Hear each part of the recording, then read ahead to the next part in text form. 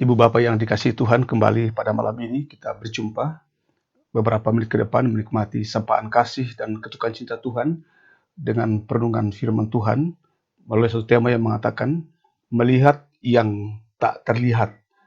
Markus pasal 5 ayat 22 hingga 23 mengatakan, datanglah seorang kepala rumah ibadat yang bernama Yairus. Ketika melihat Yesus, tersungkurlah ia di depan kakinya dan memohon dengan sangat kepadanya, anakku perempuan sedang sakit, hampir mati. Datanglah kiranya dan letakkanlah tanganmu atasnya, supaya ia selamat dan tetap hidup. Saudara, kita semua punya masa kecil yang baik bila diingat kembali. Kisah Jenna dan Andrea, dua orang bersaudara. Waktu masih kecil mereka bermain-main. Jenna menutup mata dengan kain, dan Andrea kakaknya memberi instruksi atau arahan agar bisa berjalan melewati rintangan. Dan memang benar bahwa Jenna bisa melewati rintangan yang sulit walaupun menutup mata. Seusai bermain, Jenna mengatakan, "Kakak, saya tidak suka permainan ini. Berjalan dalam gelap sangat menakutkan. Berjalan dengan mata tertutup, aku takut jatuh." Saudara, kita bisa merasakan perasaan takut Jenna.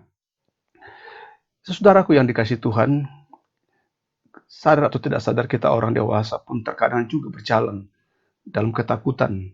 Walau mata kita tidak tertutup, walau mata kita melihat, bahkan dengan mata yang terbuka, membuat kita melihat banyak hal yang bisa menyentuh rasa takut kita. Saat ini banyak hal yang bisa membuat seseorang berada pada ketakutan.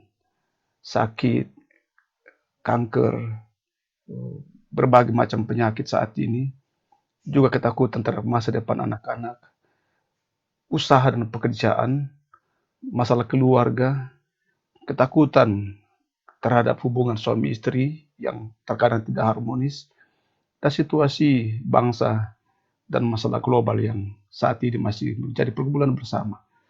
Saudara Yairus mengalami pergumulan tentang anaknya yang sakit dan hampir mati, kata Yairus. Kita tahu Yairus adalah orang yang sangat baik, bisa dikatakan jalannya lurus. Seorang pemimpin rumah ibadat di sinagoge, peran yang sangat penting karena sinagoge menjadi pusat kegiatan orang Yahudi, baik itu menyangkut keagamaan, pendidikan, kegiatan kemasyarakatan. Bisa dikatakan bahwa Yairus memiliki segalanya, pengaruh yang begitu penting. Tetapi dalam pergumulannya kita semua sama. Dalam pergumulannya, pilihan yang tepat yang Yairus lakukan ialah datang kepada Yesus dan memohon dengan sangat kepadanya, anakku perempuan sedang sakit, hampir mati. Datanglah kiranya dan letakkanlah tanganmu atasnya, supaya ia selamat dan tetap hidup. Ada dua sikap Yesus yang menarik kita pelajari pada malam ini. Pertama, terhadap orang banyak yang mengatakan percuma datang kepada Yesus. Yesus mengatakan dalam bacaan kita ayat 36, Yesus tidak menghiraukan kata-kata orang banyak. Kata-kata ini secara pribadi sangat saya suka, sangat menyenangkan. Abaikan kata-kata orang bila hal itu menghalangi kita untuk datang kepada Yesus. Abaikan apa kata orang tentang apa yang kita lakukan kalau itu untuk membuktikan cinta kita bagi pelayanan. Biar orang lain mengatakan Anda bodoh, saudara tidak pintar, saudara tidak hebat. Suatu saat nanti Yesus akan mempermalukan setiap orang-orang yang sombong.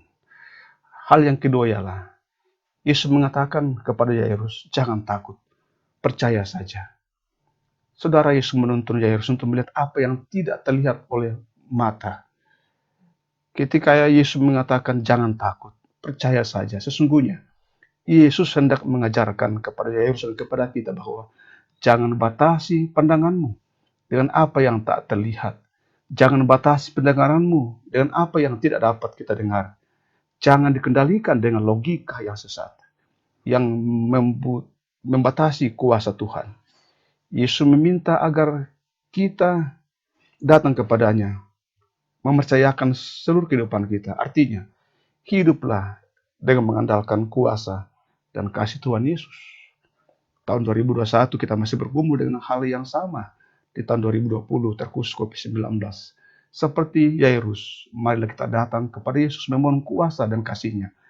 Dan mari terus kita saling mendoakan. Kita berdoa, ya Tuhan Yesus, seperti Yairus yang datang kepadamu, kami pun datang kepadamu memohon, tidak hanya memohon kesembuhan, kekuatan bagi kami yang sakit, bagi orang tua kami dan saudara kami, anak cucu kami yang sakit, tapi lebih daripada itu kami mohon kiranya mata kami tidak terhalangi dengan apa yang terlihat oleh mata. Kiranya mata iman kami melihat apa yang tak terlihat, melihat seperti Yesus melihat, mendengar seperti Yesus mendengar, dan merasakan seperti Yesus merasa. Sehingga kekhawatiran, ketakutan dalam Yesus kami bisa atasi dengan iman kepadanya. Tuhan lindungi kami malam ini, orang tua kami, di masa-masa tuanya. Kami rindu menikmati malam ini, istirahat yang baik, hingga besok pagi boleh bangun dengan tubuh yang kuat, sehat dari Tuhan. Untuk semua itu, mari buka hati dan kehidupan saudara dan terimalah berkat daripadanya. Tuhan memberkati engkau dan melindungi engkau. Tuhan menyinari engkau dengan wajahnya dan memberi engkau kasih karunia. Tuhan menghadapkan wajahnya kepadamu dan memberi engkau damai sejahtera. Amin.